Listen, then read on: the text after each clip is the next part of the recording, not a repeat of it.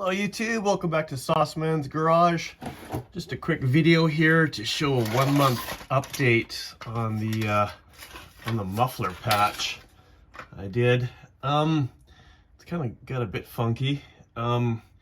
It's not leaking, but that's some weird kind of phosphorescence kind of.